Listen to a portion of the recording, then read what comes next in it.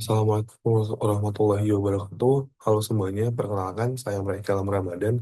Pada kesempatan kali ini saya akan mempresentasikan proyek UAS Deep Learning dengan topik Object Detection dengan dua kelas yaitu Face dan Eyes.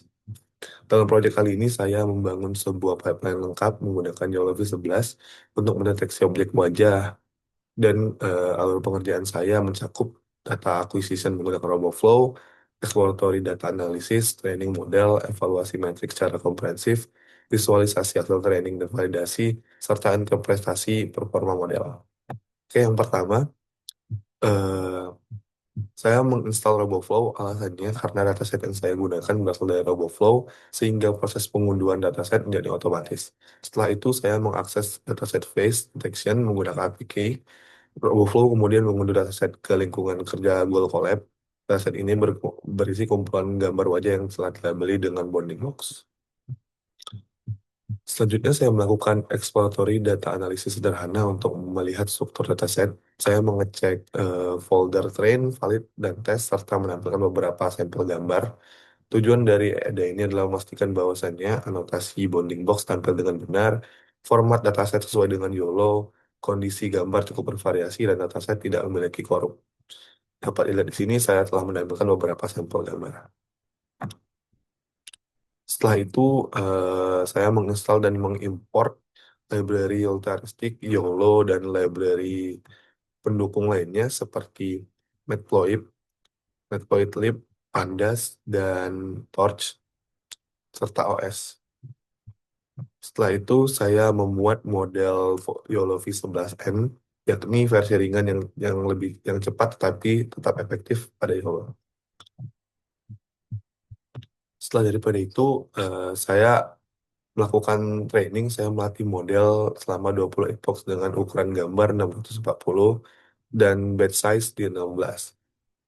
Selama proses training, model mempelajari pola visual pada wajah, memperbaiki bounding box, koordinasi, menurunkan classification dan box regression loss, serta meningkatkan map.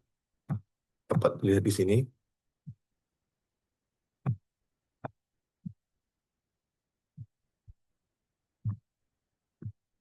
Setelah itu, YOLO menghasilkan file resolve.csv yang berisikan metrik perkembangan training tiap box. Saya membuat file ini pada sel ini dan memvisualisasikannya dengan grafik. Kurva training ini mencakup yang pertama ada box loss curve. Box loss menggambarkan ketepatan bounding box model. Semakin rendah nilainya, semakin tepat pula model menggambarkan kotak objek. Setelah itu ada classification loss curve. Metrik ini mengukur kemampuan model membedakan objek. Oke, setelah itu di sini dapat dilihat adalah evaluasi model. Saya melakukan evaluasi menggunakan model file. Hasilnya sangat kuat, dapat dilihat di sini.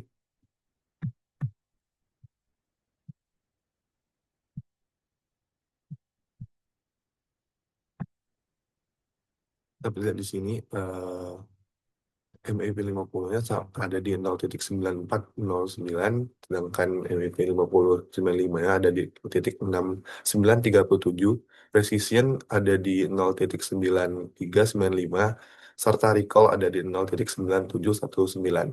Artinya model sangat jarang salah deteksi, precision tinggi, model hampir tidak pernah melewatkan wajah, recall sangat tinggi, bounding box model presisi pada sebagian besar gambar, serta model konsisten walaupun ujiannya lebih ketat. Ini menunjukkan bahwasan dataset dan proses training berjalan dengan baik. Setelah itu, eh, saya melakukan evaluasi per kelas metrik. Di sini, saya, saya seperti yang saya bilang di awal, saya menggunakan dataset yang memiliki dua kelas, yaitu face dan eyes, atau wajah dan mata. Di sini dapat dilihat hasil dari evaluasinya.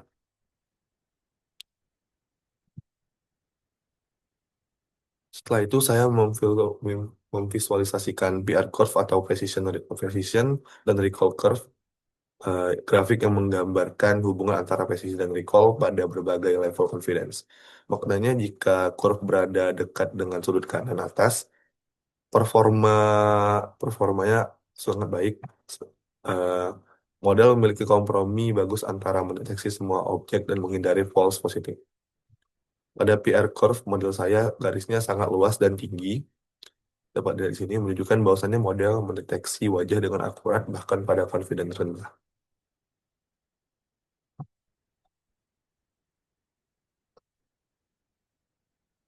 Di sini eh, hasil dari result PNG graphic trainingnya.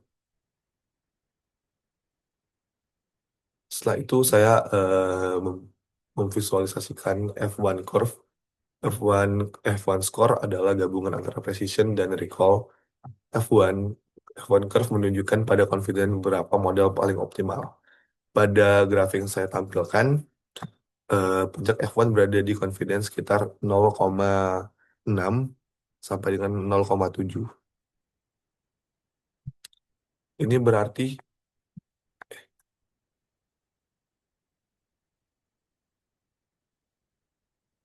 ini berarti model paling ideal digunakan pada ambang batas tertentu. Dengan kata lain, jika confidence terlalu rendah, false positif naik. Jika terlalu tinggi, banyak wajar terlewat. Confidence 0,05 menjadi titik paling seimbang. Setelah itu, salah satu grafik terpenting adalah confusion matrix karena dataset saya memiliki dua kelas, yaitu wajah dan mata. Dapat dilihat di sini confusion matrix ya.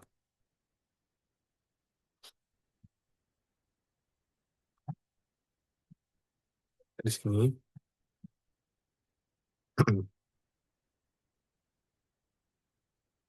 di sini saya menampilkan beberapa hasil dari bounding box yang sudah dibuat, yaitu dari dua kelas tersebut ada face dan eyes, ada wajah dan mata. Dari beberapa gambar yang sudah ditampilkan dapat dilihat bahwasannya bounding box lumayan presisi pada kedua kelas tersebut.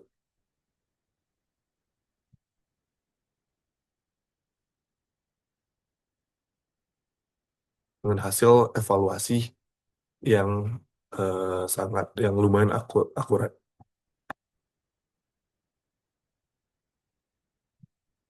pada di sini. Oke, kesimpulannya berdasarkan dari hasil evaluasi model YOLO yang telah dilakukan, dapat disimpulkan bahwasannya model memiliki performa deteksi yang sangat baik dan stabil, menunjukkan bahwasannya model mampu melakukan deteksi dengan tingkat akurasi dan konsistensi yang tinggi pada berbagai tingkat IOU. Selain itu, Light Precision mengindikasikan bahwa model menghasilkan sangat sedikit kesalahan deteksi, sementara nilai recall menunjukkan bahwasannya model mampu menemukan hampir seluruh objek yang ada pada data uji. Secara keseluruhan, model telah menunjukkan kinerja yang optimal dan sudah sangat layak untuk digunakan untuk kebutuhan deteksi objek di berbagai skenario.